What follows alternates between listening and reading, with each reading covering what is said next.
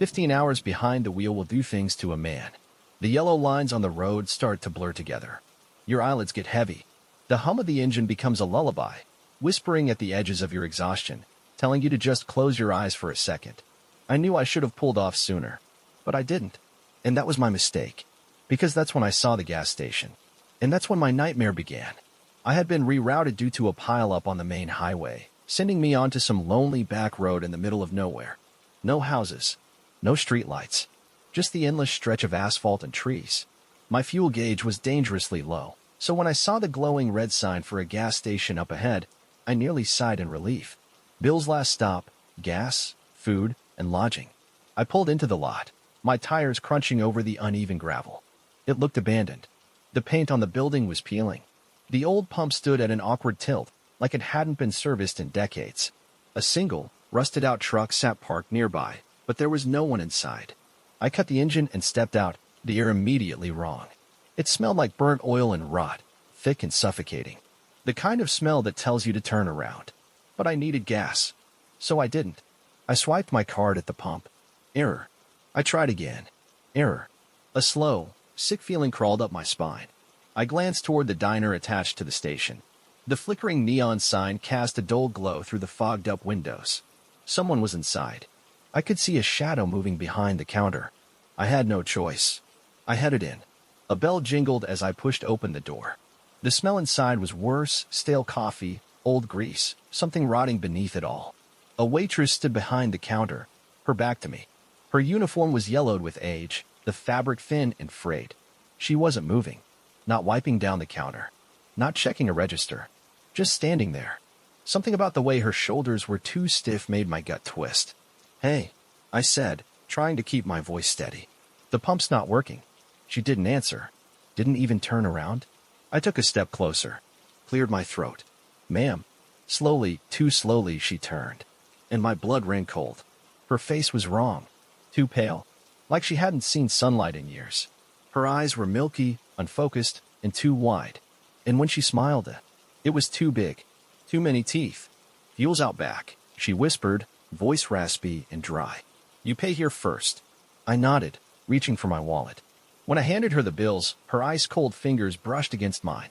And as she gripped the money, she leaned in close. "Careful out there," she said, her breath smelling like something dead. "Things happen to people who stay too long." I didn't respond. I just backed away. I walked out, and I didn't look back. The back lot was even darker than the front. The only light was the weak glow from the station's old flood lamp. I found the auxiliary pump and started filling my tank. Then, a noise, a rustling, from the woods.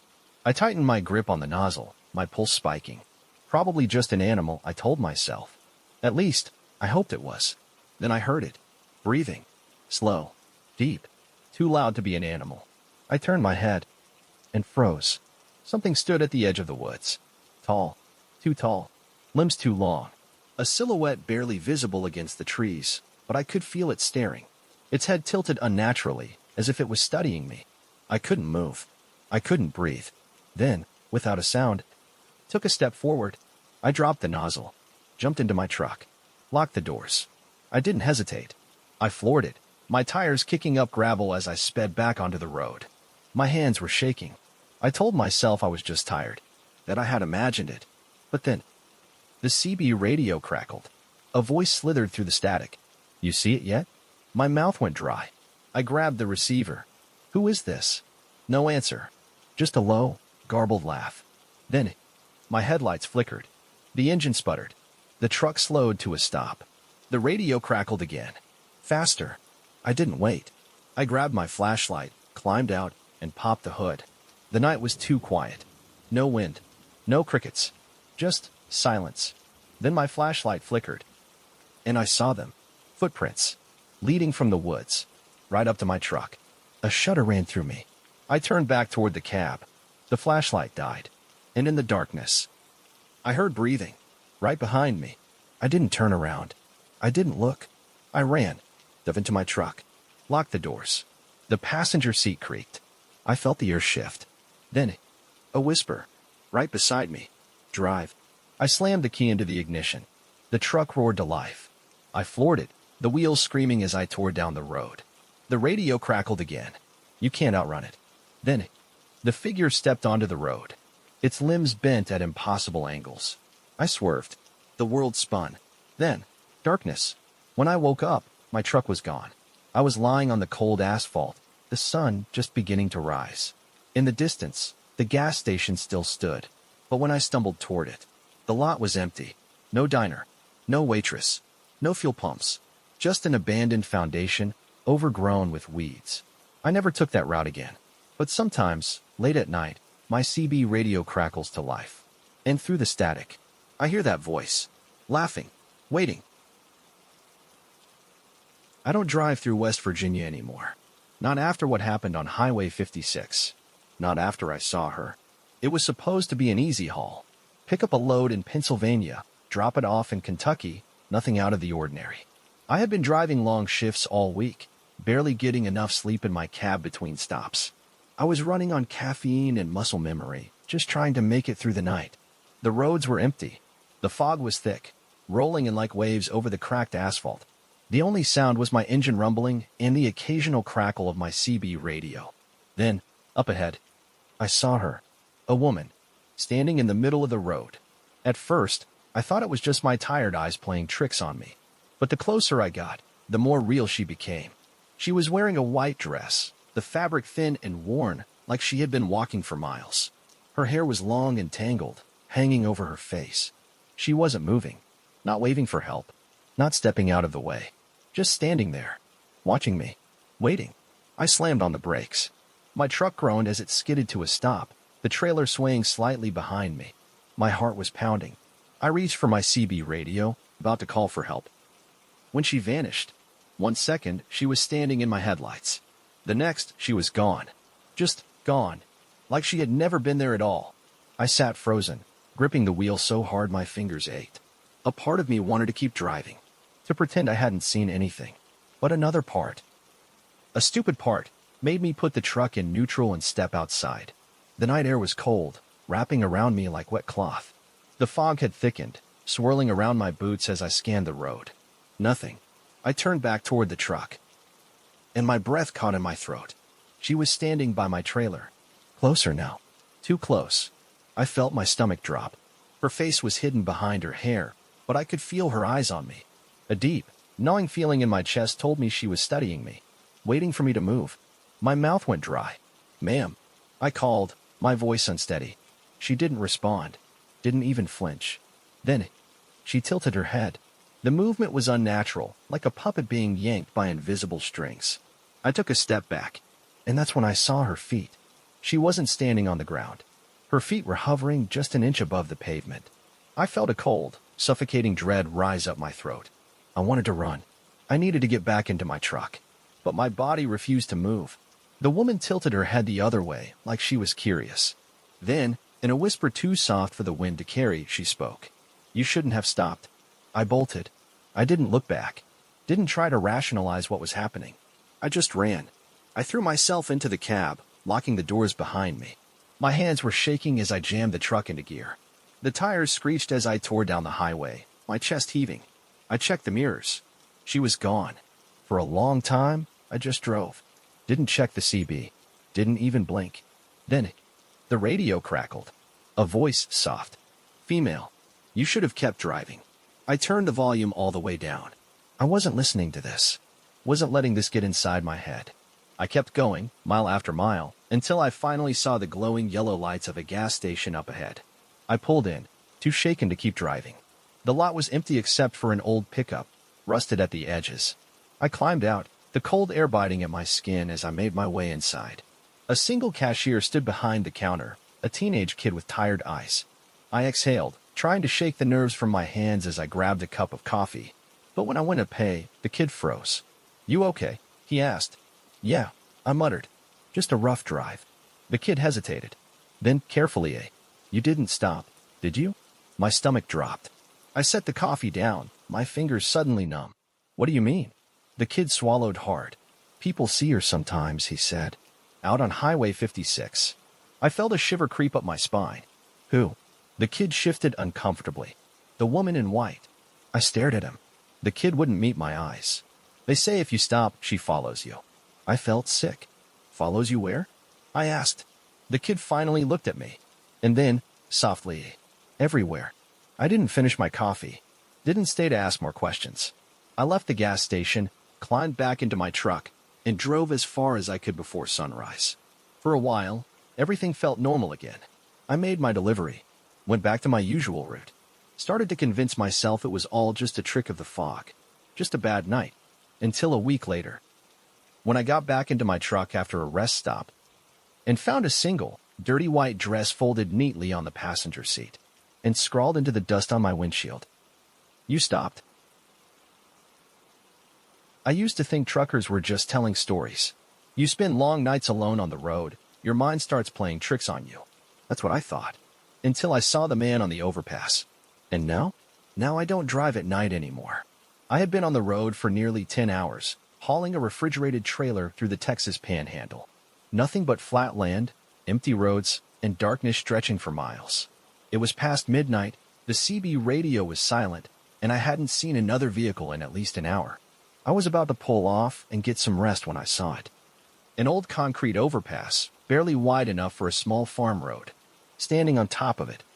A man. He wasn't moving. Just standing perfectly still, his silhouette outlined against the moonlight.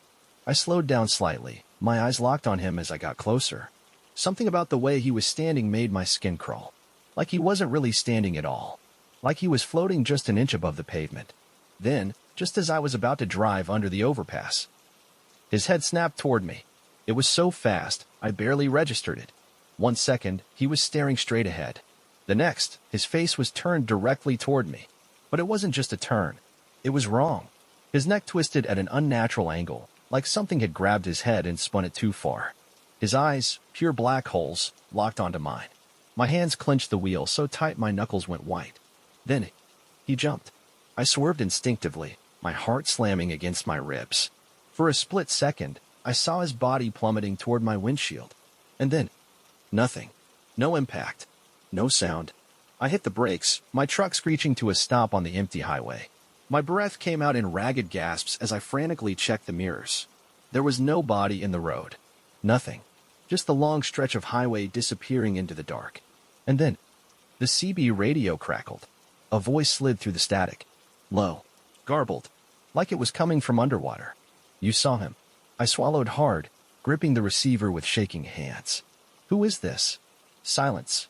Then, after a long pause, he saw you too. I threw the CB radio onto the seat beside me and floored it. The truck roared to life, tires screeching against the asphalt as I sped down the highway. My pulse pounded in my ears. I didn't stop, didn't slow down. I just wanted to get away. But then, the overpass came into view again. The same one. Even though I had driven 10 miles away, I slammed on the brakes, my whole body locking up in terror. The overpass was exactly the same. Same cracked concrete. Same faded graffiti. And standing on top of it, the man, his head still twisted toward me, still grinning, like he had been waiting. I didn't stop this time. Didn't even slow down. I just kept driving. But no matter how far I went, the overpass kept appearing, over and over again, like I was stuck in a loop, trapped in a road that didn't end. My headlights flickered. The engine sputtered. And then, the CB radio crackled again. Stopped the truck. I turned the volume all the way down. Didn't answer. I was done playing this game. But then, the passenger seat creaked. Like someone had just sat down next to me. A wave of nausea rolled through me. I could feel it. A presence. Close. Too close. Then, in a voice that didn't belong to me. Let me out. I didn't turn my head. Didn't look. I focused on the road, pressing the gas pedal as hard as I could. Then, a hand touched my shoulder. Cold. Wrong. Fingers too long, pressing into my skin. And before I could even react, the truck shut off. Everything went dark. The engine died. The headlights flickered once. And then I was alone. The highway was gone.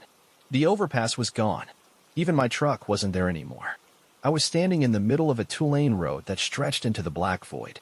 No signs. No sound. Just an empty road leading to nowhere. And then, a voice, right behind me. You should have let me out. I woke up in my truck, parked at a gas station nearly 300 miles away. I don't remember getting there. Don't remember stopping. But my logbook said I had been parked for 6 hours. Like I had been there all night. Like nothing had ever happened. But something had. Because when I glanced into my side mirror, there was a handprint on the glass, pressed from the inside, and scrawled across my dusty dashboard, written in long, uneven scratches, was a single message. Next time, let me in. I don't scare easy. You can't, when you've been a long-haul trucker for nearly 20 years. I've seen just about everything: car accidents, weird people at truck stops, back roads that make you swear you're driving into another dimension. But nothing prepared me for what happened on Route 119. I still don't know what I saw that night. I just know I'll never take that route again. It started like any other haul. I was moving a shipment of industrial supplies down from Oregon to New Mexico, driving through the middle of nowhere in Utah's desert. It was late, close to 2 a.m., when I hit a stretch of highway with no cell service. Nothing around but open land and the occasional rock formation. I hadn't seen another car in nearly an hour. The moon was full, casting a pale glow over the road. Everything was calm, peaceful, even, until I saw the man walking down the middle of the highway. I barely had time to react. I slammed on the brakes, my tires screeching against the asphalt as I swerved to avoid him. The truck lurched, the trailer fishtailing slightly. My heart was pounding as I brought the rig to a full stop. I cursed under my breath, gripping the wheel. The guy hadn't even flinched. He was just standing there, dead center in the road, his arms hanging loosely at his sides. Something about his posture was off. Too still, too unnatural. I rolled down my window, my skin prickling. "Hey, buddy, you okay?" He didn't respond, didn't move, just stood there, staring at my truck. Then he grinned. A chill crawled up my spine. There was something wrong with that smile. Too wide, too many teeth. His head tilted slightly, like he was trying to figure something out. Then, in one smooth motion, he turned and walked toward my truck. I should have hit the gas right then and there. But I didn't. I was too shocked to move. The closer he got, the worse the feeling in my gut became. His clothes were all wrong, outdated, like something out of the 1950s. His shoes were pristine, despite the dusty desert road. And his eyes. I swear to God, his eyes were pitch black. No whites, no pupils, just black voids. And then he spoke. "Long drive, huh?" His voice was flat, almost robotic, like he was repeating something he had heard before. I swallowed hard, gripping the wheel tighter. "Yeah," I said, forcing my voice to stay steady. "You need a ride or something?" A long pause. Then too smoothly. "Yeah, a ride." My whole body screamed at me not to let him in. But I didn't have to, because before I could say another word, he vanished. I blinked, looked around. The road was empty. The man was gone. But my passenger door was unlocked. I hadn't touched it. I know for a fact that I always keep it locked when I'm driving. A sick feeling settled in my gut. I reached over and locked it again. Then, slowly, I checked my mirrors. Nothing. Just the empty highway stretching into the dark. I exhaled shakily, trying to slow my racing heart. And then my CB radio crackled. A voice came through, low and distorted. "You shouldn't have stopped." My stomach dropped. The signal was dead. There was no one else on this stretch of road. My hand hovered over the radio dial, my pulse thudding in my ears. "Who is this?" I asked, trying to keep my voice calm. Silence. Then, a whisper. Right behind me. "Keep driving." I don't remember turning the wheel. I don't remember hitting the gas. I just know I drove like hell, my tires kicking up dust as I tore down the highway. I didn't look in the mirrors. Didn't dare. The CB radio crackled again. And through the static, I heard laughter. Soft. Wrong. Like someone trying to mimic human laughter, but getting it just a little off. Then, in a voice that wasn't quite mine. "You took the wrong road." The next town was nearly 50 miles away, but I didn't stop until I reached a truck stop with bright lights and people. I parked the rig, shut off the engine, and sat there for a long moment, trying to catch my breath. Then, I made the mistake of checking my mirrors. There was something in the reflection of my back seat. Not a person, not a shadow, just a shape. Tall, distorted, leaning forward like it had been sitting behind me the entire time. But when I turned around, there was nothing there. I quit trucking a year later, found an easier job, something that didn't require me to drive through empty highways at night. But sometimes, late at night, when I'm alone in my apartment, my radio flickers on, and through the static, I hear that same flat, lifeless voice. "You took the wrong road."